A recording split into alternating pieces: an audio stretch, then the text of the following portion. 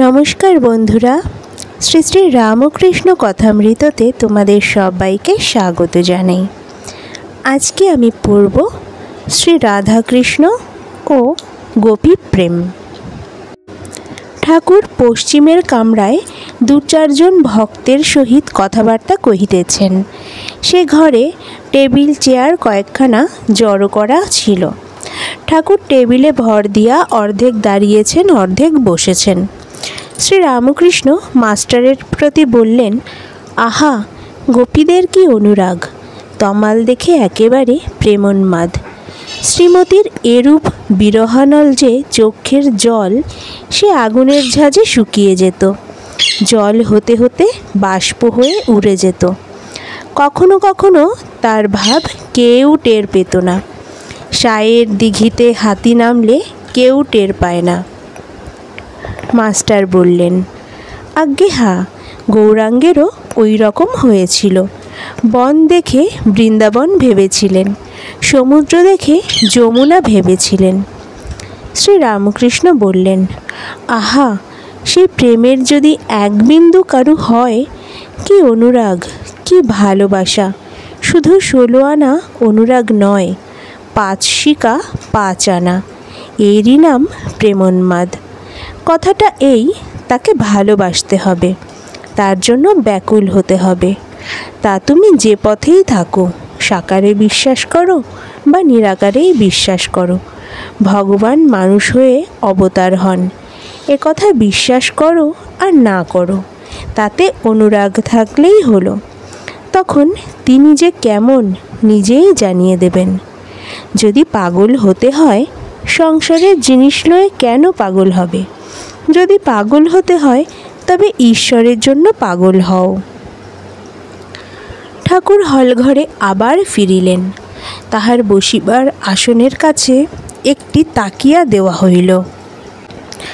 ঠাকুর বসিবার সময় ওং তৎসৎ এই মন্ত্র উচ্চারণ করিয়া তাকিয়া স্পর্শ করিলেন।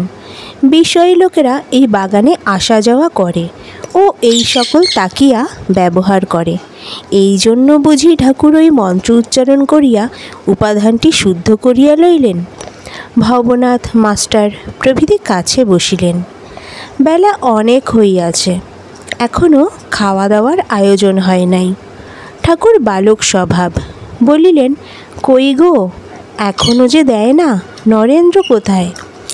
একজন ভক্ত ঠাকুরের প্রতি হেসে বললেন, মহাশয়, রামবাবু অধ্যক্ষ, তিনি সব দেখছেন। শ্রী রামকৃষ্ণ হাসিতে হাসিতে বললেন, রাম অধ্যক্ষ? তবেই হয়েছে। একজন ভক্ত বললেন, আজ্ঞা, রামবাবু যেখানে অধ্যক্ষ সেখানে এরকমই হয়ে থাকে। সকলেই হাসলেন। শ্রী রামকৃষ্ণ তার ভক্তদের প্রতি বললেন, সুরেন্দ্র কোথায়? আহা, সুরেন্দ্রর বেশ স্বভাবটি হয়েছে, বড় স্পষ্ট বক্তা, কারুকে ভয় করে কথা কয় না।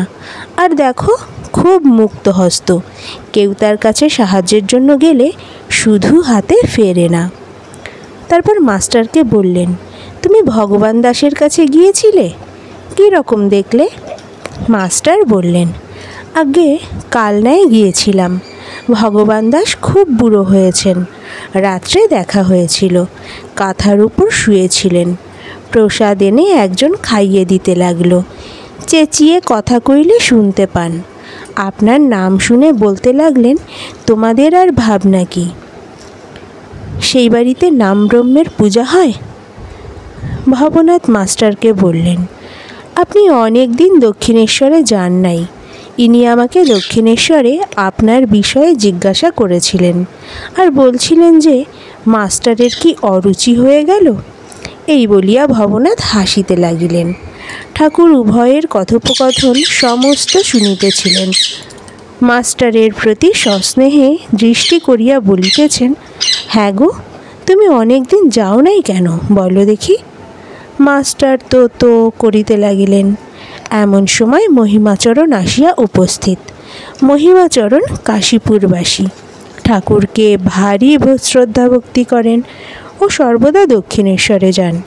ব্রাহ্মণ সন্তান, কিছু পৈতৃক বিষয় আছে, স্বাধীনভাবে থাকেন, কাহারও চাকরি করেন না, সর্বদা শাস্ত্রালোচনা ও ঈশ্বর চিন্তা করেন। কিছু পাণ্ডিত্যও আছে, ইংরাজি সংস্কৃত অনেক গ্রন্থ পড়িয়াছেন। শ্রীরামকৃষ্ণ মহিমার প্রতি সস্নেহে বললেন, এ কি, এখানে জাহাজ এসে উপস্থিত? এমন জায়গায় ডিঙিয়ে টিঙিয়ে আসতে পারে, এ যে একেবারে জাহাজ।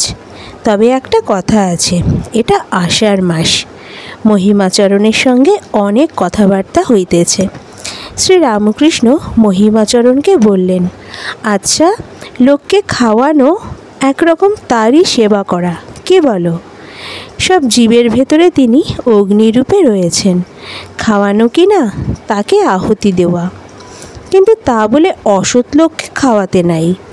এমন লোক যারা ব্যভিচারাদি মহাপাতক করেছে, ঘোর বিষয়াসক্ত, যারা এখানে বসে খায় সে জায়গায় 7 হাত মাটি অপবিত্র হয়।